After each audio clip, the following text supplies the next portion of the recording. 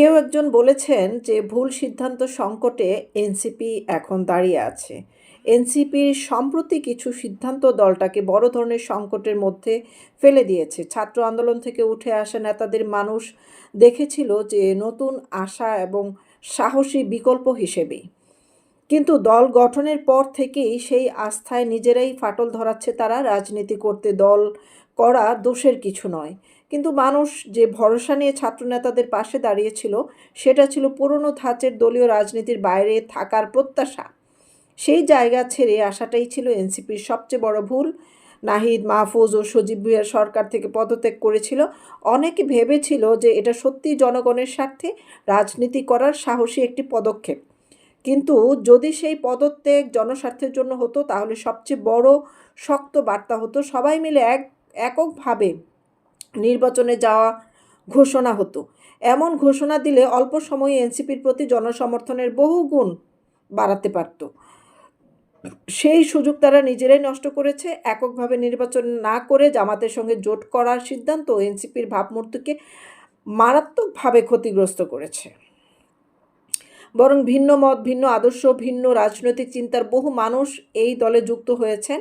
জোটের এই সিদ্ধান্তে সেই বহু মতের জায়গাটা উপেক্ষিত হয়েছে। ফলে অনেকেই নিজেদের দলে অস্বস্তিকর ও অপ্রাসঙ্গিক বলে মনে করছেন বলে অনেকেই নীরবে প্রস্থান করছেন। নেতাকর্মীদের দল ছাড়ার হিড়িক পড়েছে আর সংগঠনের ভিত নড়ে যাচ্ছে। সত্যি কথা বলতে গেলে জোটে না গেলে এনসিপি এত দ্রুত ভাঙনের মুখে পড়তো না। আরও একটি গুরুত্বপূর্ণ বাস্তবতা, এনসিপি নেতৃত্বের বোঝা জরুরি ছিল। আওয়ামী লীগ, বিএনপি, জামাত দীর্ঘদিন রাজনীতির মাঠে এককভাবে আধিপত্য ধরে রাখতে চায়। নতুন কোনো শক্তিকে যদি তারা নিজেদের জন্য হুমকি বা থ্রেট মনে করে তাহলে তারা কখনোই সেই শক্তির ঐক্য বা বিকাশ চায় না। এই বাস্তবতায় এনসিপিও একটি গুরুত্বপূর্ণ উদীয়মান রাজনৈতিক দল।